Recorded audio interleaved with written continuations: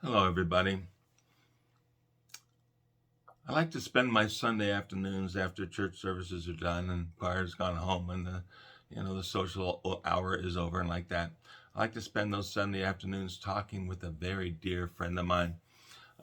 She's a preacher and she's been a pastor and she's been a counselor, a sort of a philosophical, religious, maybe even metaphysical counselor, right?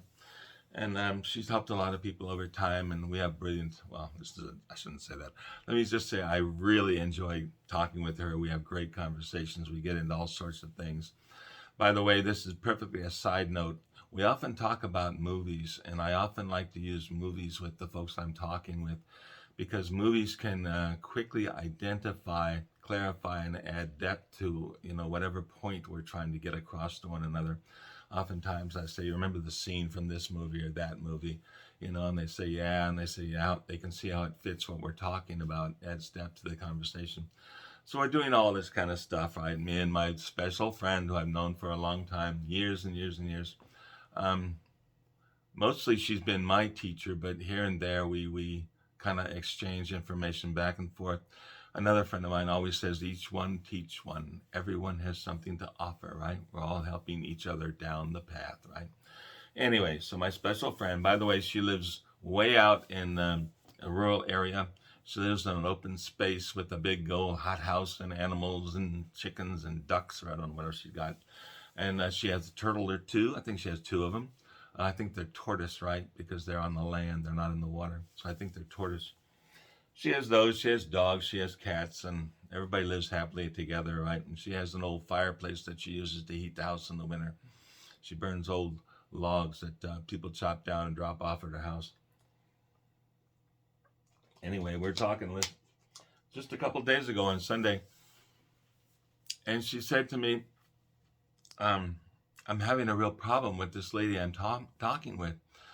She's terribly traumatized." And she said to me, "I don't know what to do." She said, "I don't know what to tell her. I don't know how to direct her. You know, I don't know what path to tell her to follow, etc." And I said, "Well, don't do any of that. Don't do any of that. That is not your function.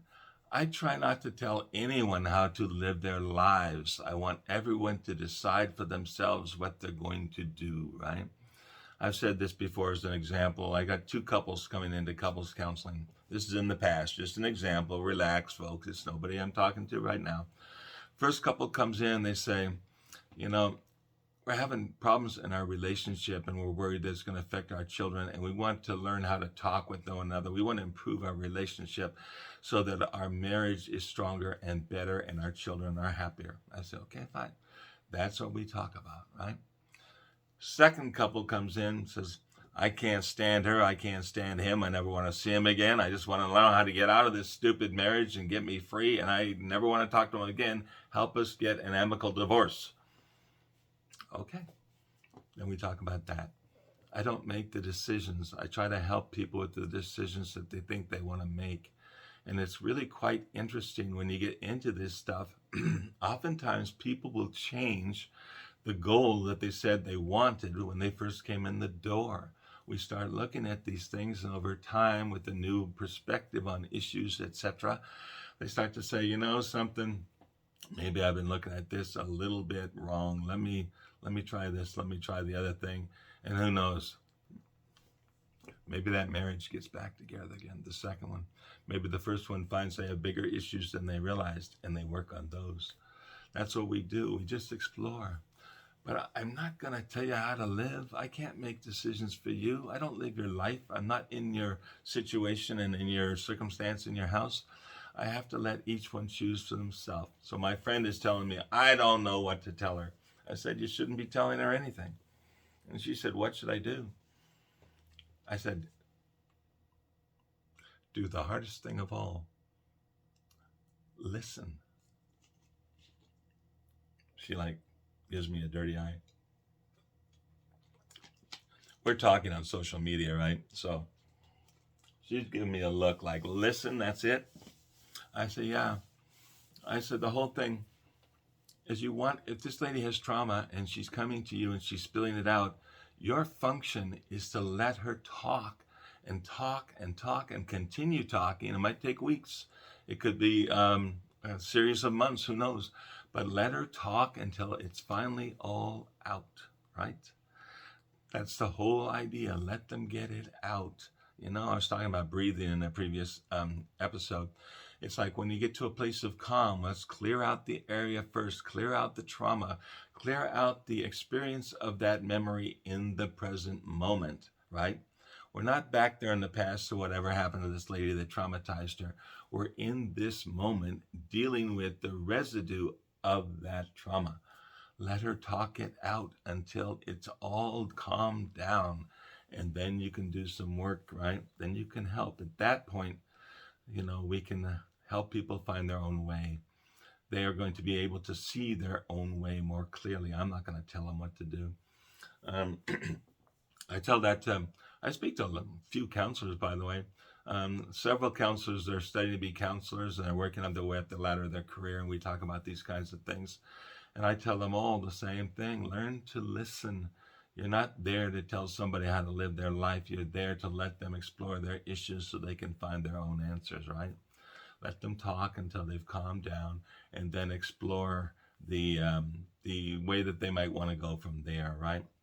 Um, Oftentimes, that's hard for new counselors. They feel like they have to fill the air.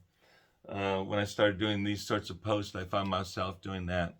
I was anxious about what I was going to say next. My mind was jumbled with ideas, and I was afraid I was going to forget them, right? And so I talked fast in order to get to all the points that I was trying to remember before I forgot them. I tell counselors when we talk about this a lot, calm down. The best thing you can do is let the person talk it out, and that's the best thing you can do for them, right? You're not going to be their savior or their guru. You're going to help them find their own way. And once again, when they're calm, we start to analyze the situation, see what's going on. And when we deal with trauma, by the way, it's I'm saying, okay, what was the original trauma? What are the things you're thinking and feeling and seeing in your mind as you feel all this anxiety and panic in the present moment, right? And we go back to that. And one technique is not to try to push all that stuff away, just stamp it down and get rid of it. One technique is to sit with it. I say, let it come. Let it come. Let this big, huge tsunami come at you. And if anyone knows anything about surfing, if you're out in the water and you're not on a surfboard and this huge wave comes, what's the thing you're supposed to do? You're supposed to fight the wave. It's going to knock you down. It's going to wash you way up on the beach. The thing to do is to drop down and let the wave pass over. The same thing with when we're reliving the trauma.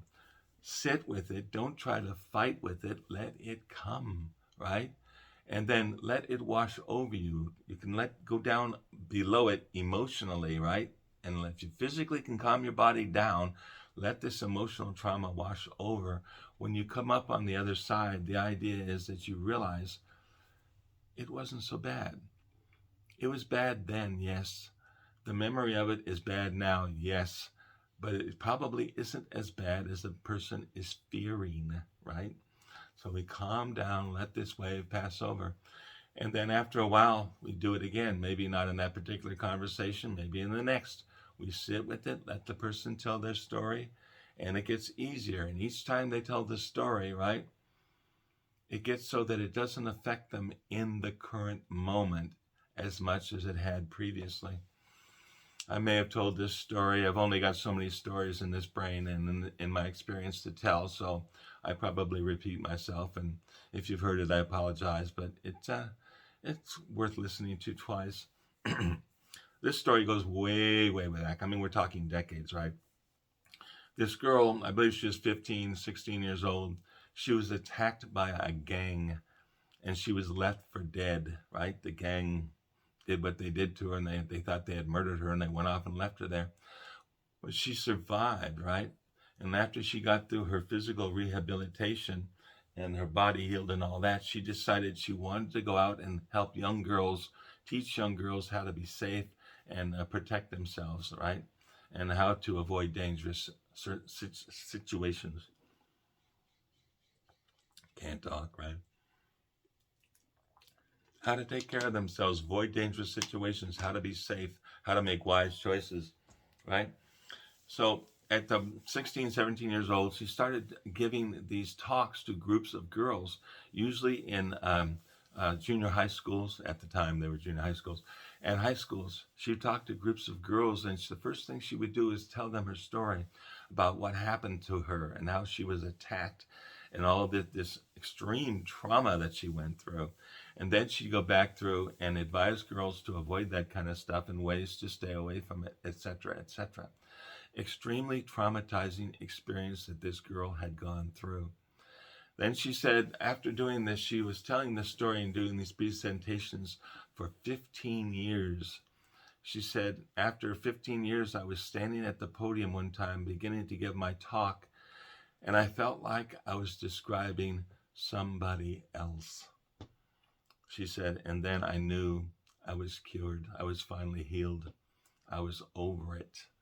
But it took 15 years of telling that story over and over again in order to get it out of her psyche, to get the fear of it gone, to release it, right, and calm down. So I'm not telling you folks to listen to someone tell their story for 15 years. That's not it at all. But I'm just using that as an example of the time it takes for trauma to work its way out of the system. Don't expect to cure it. And counselors know we're not going to take the trauma out of somebody in one visit. Now, I probably people out there are going to be screaming at the computer screen right now saying, what about EMDR? What about EMDR? And I'm going to say, okay, fine. We'll talk about EMDR at another time. Yes, it has been known to produce miraculous results. And yes, it has been known to produce good results in one session. But we'll talk about that later. It doesn't work for everybody. If it does, great, wonderful, go with it. For the rest of us, and for my friend who's saying, what do I tell her? I say, don't tell her anything. Your job at that point is to listen. I'm reminded of Alex Haley. Anyone remember Alex Haley? Alex Haley was an African American. He wrote a very famous book entitled Malcolm X, right? If you know about that story, then you know who Alex Haley is. And after that, he went off and he researched his life. He wanted to find out where his family came from and his ancestry and all that. So he went back to Africa and well, first of all, he interviewed everybody who was alive in America that knew anything was attached to his family. And he followed that story back to Africa and he located the original group that his family had come from. And he said he wanted to learn about his ancestors who came from that group, from that tribe. And what they did, they took him into like a hut sort of a situation, and they brought out this old man, and the old man began telling the story of that tribe, of that group of people. The man started from the very beginning of the group all the way up until the present day. That's how he normally would tell the story. Alex didn't necessarily need him to bring all the way up to the present day. He wanted to hear the story of his ancestors before they were taken from Africa and came to the United States. And so Alex sat there and he listened. And finally, the guy got to the names that Alex recognized from his family stories of the gentlemen who were his ancestors that came over from Africa into the United States. And from there on in, he filled it in with the people he knew here in this country. And then Alex wrote the book of the entire experience. And he entitled the book Roots. You may have heard of it. If you haven't, I recommend that you go buy a copy and read it. Yeah, I know there was a TV miniseries. You might find it online. I don't know. But read the book. The thing of it is, that old man who told the story, he was the historian, right? He was the listener. He was the one that was given the responsibility of remembering the story of the people, of taking it all down. And when he got to the end of his time, he had to pass on that entire legacy to someone else, if maybe to more than one someone else's, right? In order to keep the story alive and pass it down through time, right? That's the kind of thing I was telling my friend when she's dealing with this hysterical woman who had been traumatized. I said, that's our function at that point, is to become the historian, to take down the story and remember it and be able to work with that woman or the traumatized person when they have to come back to this, we remember the story. We take her back into it. We help her with her own healing by becoming the listener, the historian. Take in that story and use it to the person's advantage and to their assistance and to their help. And yeah, if EMDR is going to help them, by all means, send them to EMDR. I'm not going to fight with you about that. But if that's not available or if it's not working, then I want that person to tell the story and keep telling it until it comes out of them and it's gone, right? They're released of the trauma of it, of that experience, because they've let go of the memory in the body and etc., right? So it's about listening. You want to help somebody? Become a good listener, right? You don't have to tell anybody how to live their lives. When after the person is ready to deal with the issue of what I do with my life, we'll explore it. I ask questions so that the person can find their own way, their own answer, their own solution.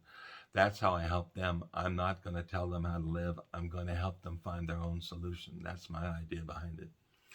Become a good listener. In case you didn't know, this is Counselor's Couch 101. I've still got the same pronoun for the time being until it's outlawed. And please send me your emails and tell me what is on your mind as far as issues that would be a benefit for all of us to share and think about. Send those emails to counselorscouch101@mail.com.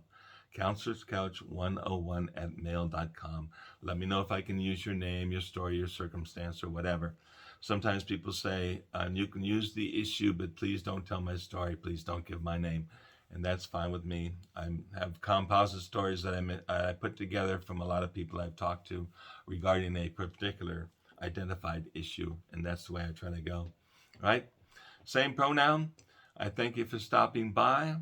And I look forward to talking with you next time. Remember, breathe and listen.